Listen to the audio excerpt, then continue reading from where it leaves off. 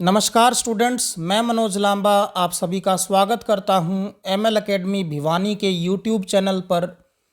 इस video lecture में हम आगामी परीक्षाओं के लिए सबसे महत्वपूर्ण जीके जीएस यानी जनरल नॉलेज और जनरल साइंस के कुछ क्वेश्चंस को डिस्कस करेंगे।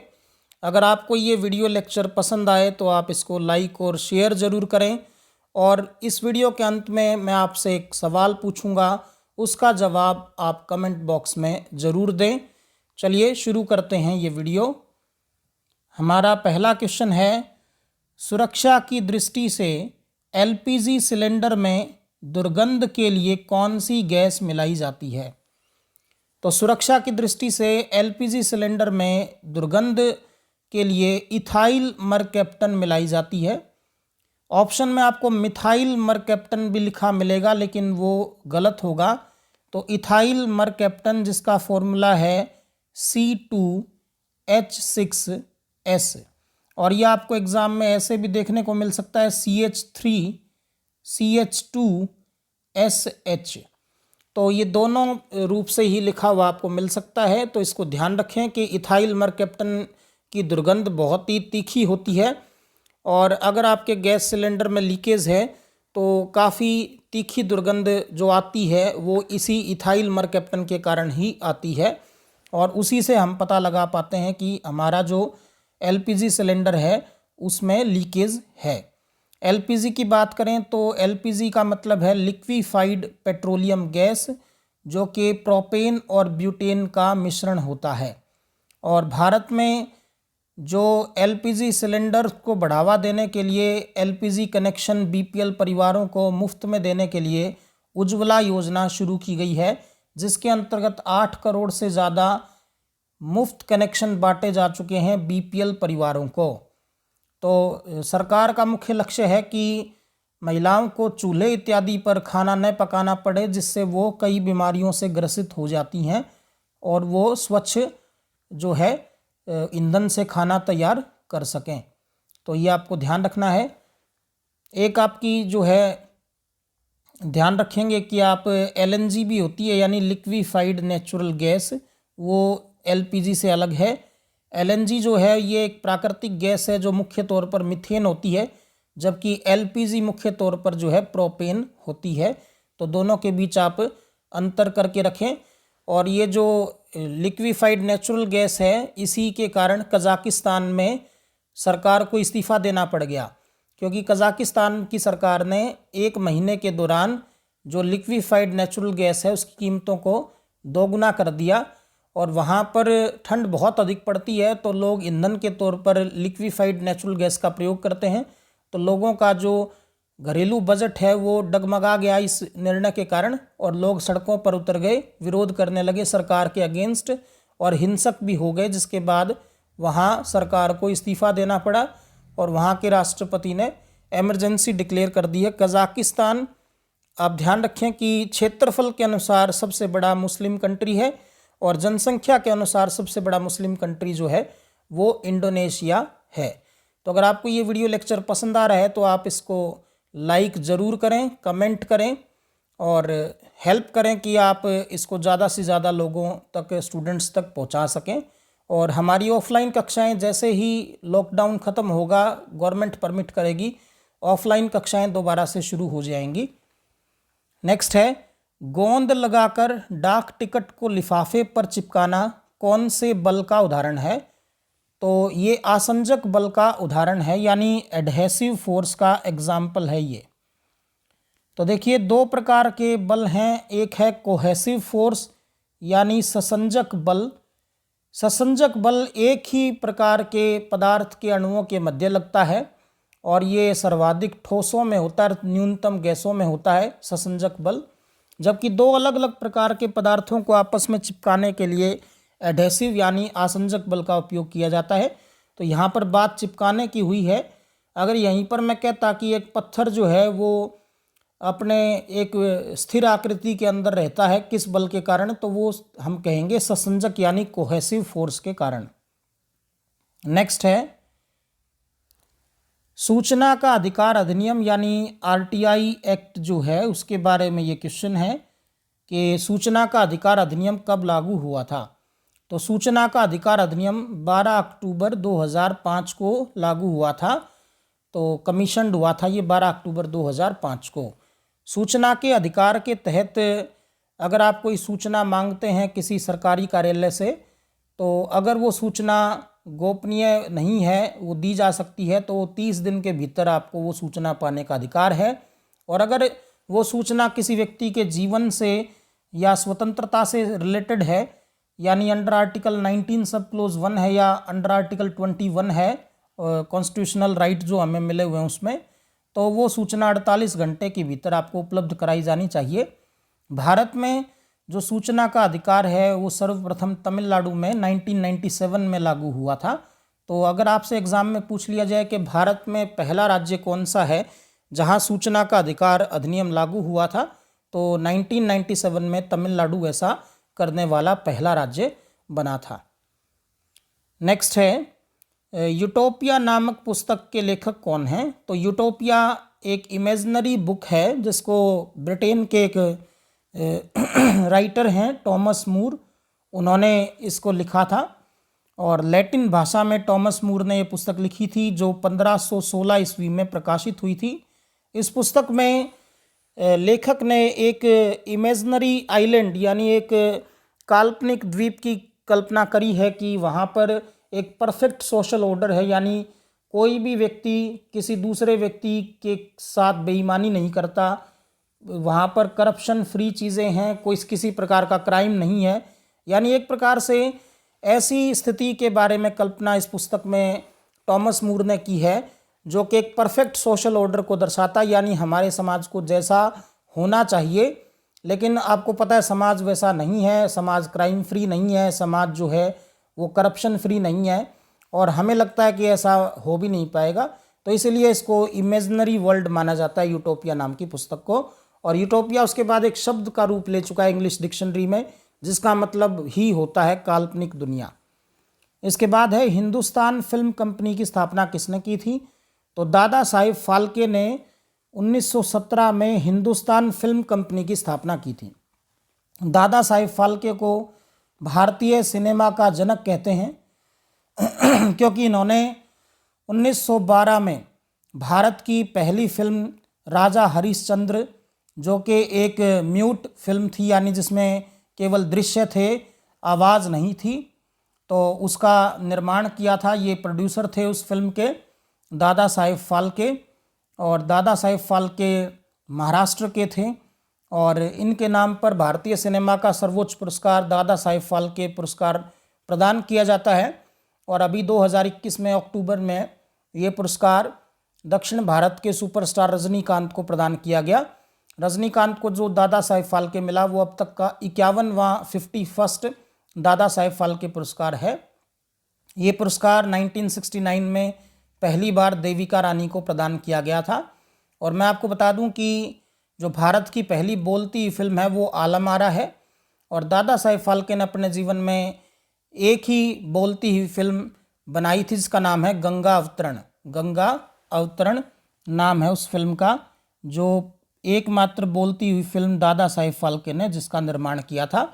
और वैसे भारत में जो पहली बोलती हुई फिल्म है वो आलम आरा है, और भारत की जो पहली 3D फिल्म है वो माई डियर कुट्टी चातन है, और किसान कन्या जो है भारत की पहली रंगीन फिल्म है। तो ये सारी बातें फिल्मी दुनिया के बारे में आपको पता होनी चाहिए। आगे बढ़ते हैं। नेक्स्ट हमारा क्वेश्चन है मारिमा मोंटेसरी का संबंध किससे है। तो मारिमा मोंटेसरी एक शिक्षाविद थी। इन्होंने जो है बाल शिक्षा के लिए एक पद्धति शुरू करी थी जो कि आपके एक नेचुरल इंटरेस्ट क्रिएट करने पर बेस्ड है। यानी जो मारिमा मोंटेसरी हैं, इन्हें लगता था कि बच्चों को पढ़ाने का जो ट्रेडिशनल वे है वो अच्छा नहीं है, उसकी जगह उनको एक इंटरेस्ट क्रिएट करना चाहिए पढ़ाई के प्रति, ताकि वो चीज़ों को रटे नहीं सीखें। तो छोटे बच्चों की शिक्षा से संबंधित ये सिद्धांत मारिमा मोंटेसरी ने दिया था, और इसी को मोंटेसरी पद्धति बाद में कहा जाने लगा। और जो बच्चे टीचिंग लाइन के लिए पढ़ रहे होंगे उनको इसके बारे में ज़्यादा डिटेल से पता होगा। इसके बाद है धान के खेत में कौन से शैवाल का प्रयोग जैविक उर्वरक के रूप में किया जाता है? तो धान के खेत में नील हरित शैवाल का उपयोग जो है, जो ब्लू ग्रीन एल्गी है, जिसको आप कह सकते हैं एक प्रकार से साइनोबैक्टीरिया भी आप कह सकते हैं, तो नील हरित शैवाल एक जैविक उर्वरक के रूप में धान के खेत में ये अपने आप ही उग जाता है, क्योंकि आपको पता है कि जहाँ पर नमी होगी वहीं पर शैवाल उत्पन्न होंगे, और धान के खेत को आपको पता है कि पानी से पूरा भरकर रखना पड़ता है, जिसके कारण वहाँ पर शैवाल अपने आप उग जाती है और ये एक आपका जैविक उर्वरक का यानी बायो फर्टिलाइज़र का काम करती है और धान की जो उपज है इसके कारण बढ़ती है। इसके अलावा धान के खेत में एक ग्रीन मैन्योर का उपयोग यानी हरित खाद का उपयोग किया जाता है, जिसका नाम होता है एजोला। तो अगर आपसे पूछा जाता कि हरी खाद के रूप में धान के खेत में किसका उपयोग किया जाता, तो हम बताते एजोला। और भारत में जो आप ध्यान रखेंगे, चावल की सबसे ज़्यादा उपज जो है पश्चिम बंगाल में उत्पन्न की जाती है, और भारत में सर्वाधिक मात्रा में पैदा किया जाने वाला खाद्यान्न चावल ही है, ये भी आपको ध्यान रखना है। एजोला जो है इसको मॉस्किटो फर्न भी कहते हैं, आप ये भी ध्यान रखें कि इसका जो साइंटिफिक नेम है वो मॉस्किटो फर्न्स है। तो ये भी इस एग्ज़ाम में ध्यान देने वाली बातें यही होती हैं कि जो सामान्य नाम होता है अगर उसका कोई साइंटिफिक नेम भी है तो वो भी हमें मालूम होना चाहिए, क्योंकि कई बार ऑप्शन में साइंटिफिक नेम के बारे में पूछ लिया जाता है। नेक्स्ट है महावीर स्वामी ने अपने उपदेश किस भाषा में दिए थे? तो महावीर स्वामी ने अपने उपदेश प्राकृत भाषा में दिए थे। यहाँ पर प्राकृत के स्थान पर आपको कई बार ऑप्शन में अर्धमगधी भाषा भी मिल सकती है, तो वो भी बिल्कुल सटीक होगी। प्राकृत भाषा को ही अर्धमगधी भाषा भी कहते हैं। अगर हम जैन धर्म की बात करें तो जैन धर्म बौद्ध धर्म से प्राचीन है और जैन धर्म में 24 तीर्थंकर हुए हैं, जिसमें 24वें तीर्थंकर और सबसे महान हैं महावीर स्वामी, जिन्होंने इस धर्म को सबसे ज़्यादा प्रचारित किया, फैलाया और संगठित किया। लेकिन इस धर्म के जो फाउंडर हैं वो इनके पहले तीर्थंकर हैं ऋषभ देव, जिन्हें आदिनाथ भी कहा जाता है, और इनके जो 23वें तीर्थंकर हैं पार्श्वनाथ, वो भी प्रसिद्ध हैं। और आप ये ध्यान रखें कि जैन धर्म में 5 महाव्रत हैं, जिसमें अहिंसा है, सत्य है, अपरिग्रह यानी संपत्ति अर्जित न करना, अस्तेय यानी चोरी न करना, और ब्रह्मचर्य। जो अहिंसा, सत्य, अपरिग्रह, अस्तेय, ये 4 जो व्रत हैं ये 23वें तीर्थंकर पार्श्वनाथ ने दिए थे, और इसमें 5वां जो व्रत है ब्रह्मचर्य का वो महावीर स्वामी ने ऐड किया था। तो ये बातें आपको याद रखनी है। और इसी के विपरीत अगर महात्मा बुद्ध की बात करें या बौद्ध धर्म की बात करें तो बौद्ध धर्म का जो अधिकतर साहित्य है और महात्मा बुद्ध के जो उपदेश हैं वो पाली भाषा में हैं, जिसे जनसाधारण की भाषा कहते हैं। जैन धर्म की अपेक्षा बौद्ध धर्म अधिक विस्तृत हुआ, ज़्यादा लोगों ने अपनाया। इसका कारण यही था कि जो जैन धर्म था वो जिस भाषा में अपने उपदेश देते थे वो जनसाधारण की भाषा नहीं थी, यानी प्राकृत जो है वो जनसाधारण की भाषा नहीं थी, सामान्य लोगों की बोलचाल की भाषा नहीं थी। लेकिन जो भाषा का प्रयोग महात्मा बुद्ध के द्वारा किया गया अपने उपदेशों में, यानी पाली भाषा का, वो सामान्य लोगों के द्वारा उपयोग में लाई जाती थी, इसलिए वो जो आम जनता थी वो महात्मा बुद्ध से ज़्यादा कनेक्ट कर पाई। इसके बाद है अंतर्राष्ट्रीय मोबाइल उपग्रह संगठन का मुख्यालय कहाँ है? तो अंतर्राष्ट्रीय मोबाइल उपग्रह संगठन का मुख्यालय लंदन में है। लंदन जो कि ब्रिटेन की राजधानी है, तो वहाँ पर इसका मुख्यालय स्थित है। लंदन में लॉर्ड्स का मैदान भी है, आप ध्यान रखें, एग्ज़ाम में ये आ सकता है। लॉर्ड्स का मैदान जो है जिसे क्रिकेट का मक्का कहते हैं। इसके बाद है चेचक यानी स्मॉल पॉक्स। तो ये एक बीमारी है जो वायरस के कारण होती है। तो कौन से वायरस के कारण ये बीमारी होती है?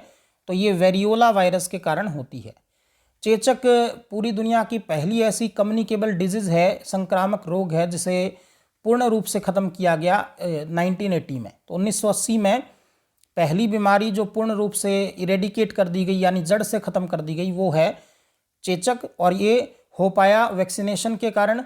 तो चेचक का जो वैक्सीन है, चेचक का टीका है, वो एडवर्ड जेनर ने तैयार किया था।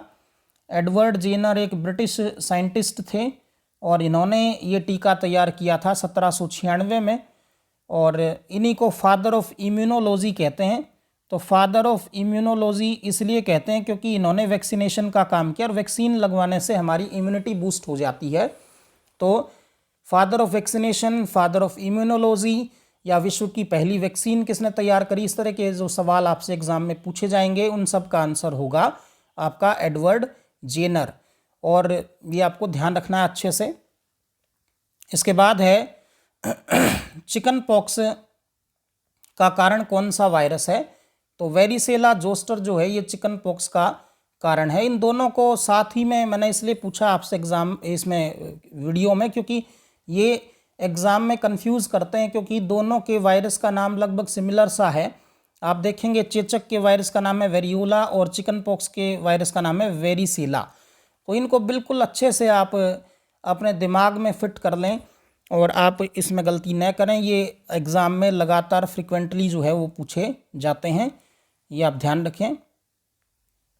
नेक्स्ट है जो चेचक है उसके बारे में बता दूं कि जो गुरुग्राम में शीतला माता का मंदिर है, जो माता कृपी हैं, वो जिनकी सवारी है गधा, तो जो उन्हें चेचक की देवी भी कहा जाता है, माता शीतला को। इसके बाद है भारत का राष्ट्रीय जलीय जीव यानी नेशनल एक्वेटिक एनिमल कौन सा है, तो भारत का जो राष्ट्रीय जलीय जीव है वो डॉल्फिन गैंगेटिका यानी गंगा डॉल्फिन है। और पंजाब की राज्य सरकार ने सिंधु डॉल्फिन को अपना राजकीय जलीय जीव घोषित किया है, तो ये आप ध्यान रखेंगे। भारत का राजकीय विरासत पशु हाथी है, राष्ट्रीय विरासत पशु और राष्ट्रीय पशु है बाघ, राष्ट्रीय पक्षी मोर है, और राष्ट्रीय वृक्ष जो है हमारा बरगद है। राष्ट्रगीत वंदे मातरम, राष्ट्रगान जनगण मन, ये सब आप ध्यान रखेंगे।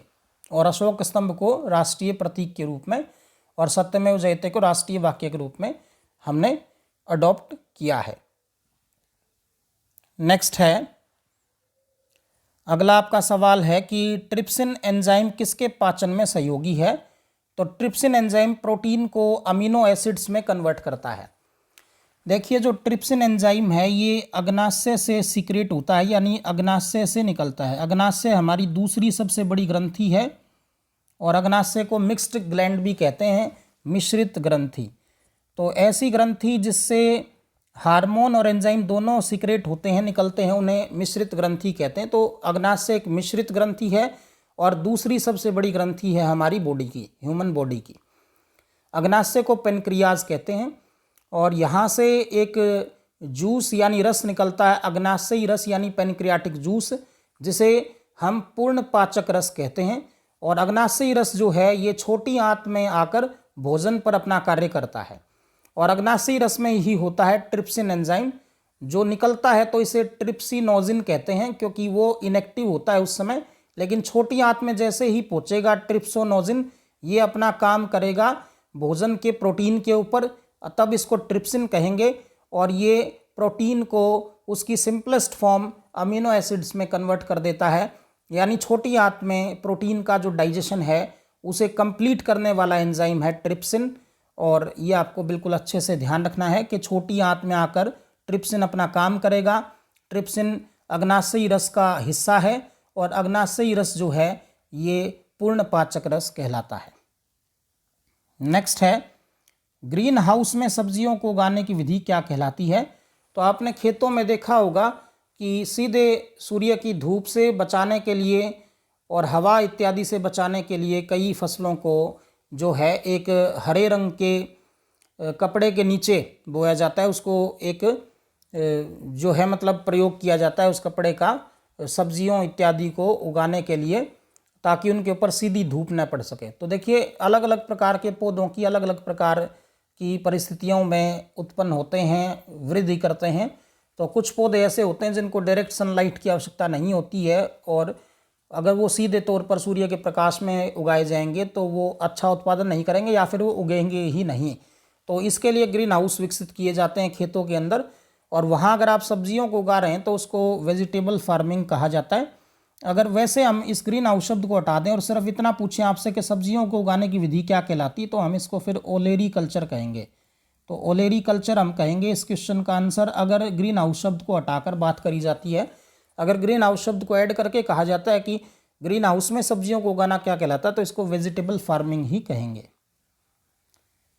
नेक्स्ट है, कौन से राज्य को सोयाबीन प्रदेश कहते हैं, तो मध्य प्रदेश में सोयाबीन का सबसे ज़्यादा उत्पादन होता है इसलिए इसको सोया प्रदेश या सोयाबीन प्रदेश कहते हैं। मध्य प्रदेश जिसे भारत का हृदय भी कहा जाता है। और मध्य प्रदेश के बारे में आप ध्यान रखेंगे कि सोयाबीन के बारे में आप ध्यान रखेंगे कि ये वेजिटेबल्स जितनी भी हैं यानी शाक सब्जियां जितनी भी हैं उनमें सबसे प्रोटीन रिच चीज़ है। इसमें 42% प्रोटीन होता है। तो यानी आपने 100 ग्राम सोयाबीन खाई ही है तो आपको 42 ग्राम उसमें प्रोटीन मिल जाता है, जो कि बहुत ही हाई कंटेंट है प्रोटीन का। तो सोयाबीन का सबसे ज़्यादा उत्पादन जो है मध्य प्रदेश में होता है। वैसे भी मध्य प्रदेश तिलहन और दलहन के उत्पादन में ओवरऑल इंडिया में टॉप पर है। मध्य प्रदेश की जो प्रमुख नदी है वो नर्मदा है, ये आप ध्यान रखें। वन संरक्षण अधिनियम का वर्ष, तो फॉरेस्ट कंजर्वेशन एक्ट 1980 है, जबकि भारतीय वन अधिनियम यानी इंडियन फॉरेस्ट एक्ट 1927 है। तो दोनों में अंतर होता है बच्चों। आप एग्ज़ाम में इसको बहुत अच्छे से देखकर आंसर करें। भारतीय वन अधिनियम 1927 है और भारतीय वन संरक्षण अधिनियम 1980 है। तो दोनों में जो अंतर है वो, एक तो भारतीय वन अधिनियम में तो क्या है कि वनों को कैटेगराइज किया गया कि कौन से वन है कौन से वन नहीं है, किन को काटा जा सकता है किन को नहीं काटा जा सकता है। और वन संरक्षण अधिनियम में क्या है कि वनों की ग्रोथ को कैसे बढ़ाया जाए या उनकी कटाई पर कैसे रोक लगाई जाए। जैसे अभी भारत सरकार ने एक फैसला किया था कि जो बांस है बैम्बू, उसे वृक्ष के स्थान पर घास का दर्जा दिया गया था। तो ये जो उसे स्टेटस दिया गया घास का, ये भारतीय वन अधिनियम के अंतर्गत दिया गया, ना कि वन संरक्षण अधिनियम के अंतर्गत। तो दोनों को मैंने साथ में इसलिए लिया है, मैं ये जोड़े के तौर पे सवाल आपको कई करवाता हूँ ताकि आपकी कन्फ्यूज़न दूर हो जाए और आप एग्ज़ाम में गलती न करें। क्योंकि कई बार आपने ये नोटिस किया होगा कि एग्ज़ाम में आपसे ऐसी गलतियाँ हो जाती हैं जो आपने पढ़ी भी हैं, लेकिन वहाँ पर जाकर आप थोड़े कन्फ्यूज़ हो जाते हो और आप गलत ऑप्शन को मार्क करके आ जाते हो, जिससे आपका कई बार सिलेक्शन भी 1 या 2 नंबरों से रह गया होगा। तो उन विद्यार्थियों के लिए मेरे जो लेक्चर हैं वो काफ़ी इम्पोर्टेंट हैं कि उनको देखकर आप इस तरह की गलतियों से बच सकते हैं। इसके बाद है वन्यजीव संरक्षण अधिनियम का वर्ष, तो वाइल्ड लाइफ प्रोटेक्शन एक्ट ये 1972 का है। वन्यजीव संरक्षण अधिनियम का वर्ष है 1972। और 1973 में प्रोजेक्ट टाइगर लॉन्च किया गया था, ये भी आपको ध्यान रखना है। इसके बाद है प्रधानमंत्री मोदी के नाम पर मोदी आम की नई प्रजाति किसने विकसित की है। तो लखनऊ के मलिहाबाद में हाजी कलीमुल्ला परिवार रहता है। तो हाजी कलीमुल्ला के नाम पर ये परिवार जाना जाता है, मलिहाबाद लखनऊ का। और इन्होंने काफ़ी काम किया है आम इत्यादि की प्रजातियों को डेवलप करने में। तो इन्होंने एक आम की प्रजाति विकसित करी जिसको प्रधानमंत्री मोदी के नाम पर मोदी आम का नाम दिया था। तो ये काफ़ी इम्पोर्टेंट है। इसके बाद है हरित गृह प्रभाव करने वाली गैसें कौन सी हैं। तो ध्यान रखें, जो ग्रीन हाउस इफेक्ट कोज करती हैं यानी हमारी पृथ्वी के औसत तापमान को बढ़ाने में सहायक हैं, वो गैसें हैं जल वाष्प, carbon dioxide, methane, nitrous oxide तथा ओजोन। तो ओजोन को कहते हैं O3, ठीक है। और ध्यान रखें नाइट्रस ऑक्साइड को हास्य गैस भी कहते हैं N2O। मीथेन यानी CH4 कार्बन डाइऑक्साइड सबसे भारी गैस है, CO2 आग बुझाने में भी काम आती है। और जल वाष्प यानी H2O यानी जल का गैसीय रूप जल वाष्प कहलाता है। तो आप ये ध्यान रखें कि जो ये मैंने क्रम आपको दिया है ग्रीन हाउस गैसेज का, ये बिल्कुल डिसेंडिंग ऑर्डर में है। यानी सबसे प्रमुख ग्रीन हाउस गैस जल वाष्प है, उसके बाद CO2 है, उसके बाद CH4 है, उसके बाद N2O है और उसके बाद ओजोन है। तो ये सारी ग्रीन हाउस इफेक्ट कोज करने वाली गैसें हैं। यानी इन गैसों के कारण पृथ्वी का जो औसत तापमान है वो लगातार बढ़ता जा रहा है। पृथ्वी के औसत तापमान में वृद्धि हो रही है इन गैसों के कारण, इन गैसों की उपस्थिति के कारण। तो ये आप ध्यान रखेंगे। वैसे इस वीडियो लेक्चर का या अन्य किसी भी वीडियो लेक्चर का PDF अगर आपको चाहिए तो वो आपको मेरे Telegram channel ML academy Bhiwani के टेलीग्राम चैनल पर मिलेगा, जिसका लिंक मैंने इसी वीडियो के डिस्क्रिप्शन में दे दिया है। तो आप वहाँ जाकर उस PDF को डाउनलोड कर सकते हैं। और आगे बढ़ते हैं। नेक्स्ट है बुक्सा बाघ परियोजना यानी बुक्सा टाइगर रिजर्व किस राज्य में है। तो ये पश्चिम बंगाल में स्थित टाइगर रिजर्व है। बुक्सा एक नेशनल पार्क भी है लेकिन उसको टाइगर्स के लिए रिजर्व किया गया, इसलिए ये एक टाइगर रिजर्व भी है।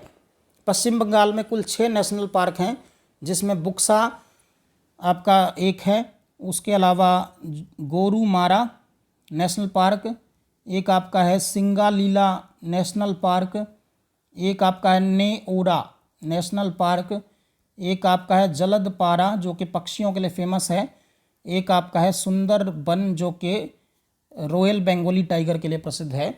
तो ये सारे नेशनल पार्क जो हैं आपके पश्चिम बंगाल में स्थित हैं। तो इसके बाद है भारत के किस क्षेत्र में मैंग्रोव वन, सदापर्णी वन और पर्णपाती वन तीनों प्रकार के वन पाए जाते हैं। तो भारत में अंडमान एवं निकोबार द्वीप समूह ही एकमात्र ऐसा इलाका है जहाँ पर ये तीनों प्रकार के वन उपस्थित हैं, जिसमें सदापर्णी वन भी हैं, पर्णपाती वन भी हैं और मैंग्रोव वन भी हैं। मैंग्रोव वनों को गरान वृक्ष कहते हैं। ये दलदली क्षेत्र में और नमकीन क्षेत्र में होते हैं। लाइकेन्स किसके अच्छे सूचक हैं? तो लाइकेन्स वायु प्रदूषण के अच्छे सूचक हैं। अगर कहीं जल स्रोत में लाइकेन्स उगे हुए हैं तो इसका मतलब वहाँ के वायुमंडल में सल्फर डाइऑक्साइड का कंटेंट ज़्यादा है। तो सल्फर डाइऑक्साइड का कंटेंट ज़्यादा होगा तो लाइकेन्स ज़्यादा उगेंगे, और कहीं पर सल्फर डाइऑक्साइड का कंटेंट कम होगा तो वह लाइकेन्स कम उगेंगे। तो ये आपको ध्यान रखना है कि ये वायु प्रदूषण के सूचक के तौर पर, इंडिकेटर के तौर पर प्रयोग में लाए जाते हैं। तो ये आपका वीडियो लेक्चर था आज का, और आशा करता हूँ कि आपको ये पसंद आया होगा। अब आपका एक अभ्यास प्रश्न है जिसका आप विस्तृत से विस्तृत उत्तर लिखें। हो सकता है इस क्वेश्चन में कोई ट्रिक और भी हो, जैसे यहाँ पर राष्ट्रीय उपभोक्ता दिवस कब मनाया जाता है ये पूछा गया, तो हो सकता है कि अंतर्राष्ट्रीय उपभोक्ता अधिकार दिवस भी आ जाए आपके एग्ज़ाम में। तो आप बहुत ही विस्तृत आंसर लिखने का प्रयास करें, अपने आप को टेस्ट करें, लिखने से कतराए नहीं। कई बच्चे कमेंट करने में कतराते हैं। ये अपने आप को दूसरों के सामने प्रकट करना, दूसरों के सामने अपने आप को प्रेजेंट करना सबसे बड़ी बात होती है। तो इसमें आपको बिल्कुल भी जो है घबराना नहीं चाहिए। और इस वीडियो लेक्चर को अगर आपने पसंद किया है, आपको अच्छा लगा, हेल्पफुल लगा है, तो आप इसको शेयर ज़रूर करें और आप चैनल को भी सब्सक्राइब कर लें ताकि आपको आगे भी इसी प्रकार की अच्छी वीडियो मिलती रहें। और मैं आपको बता दूं कि लगभग औसतन प्रत्येक दिन मैं जो है लगभग सुबह 9 बजे के आसपास एक वीडियो अपलोड ज़रूर करूंगा। तो आप रूटीन बनाकर रखें मेरे साथ। आप सभी का बहुत बहुत धन्यवाद। जय हिंद, जय भारत।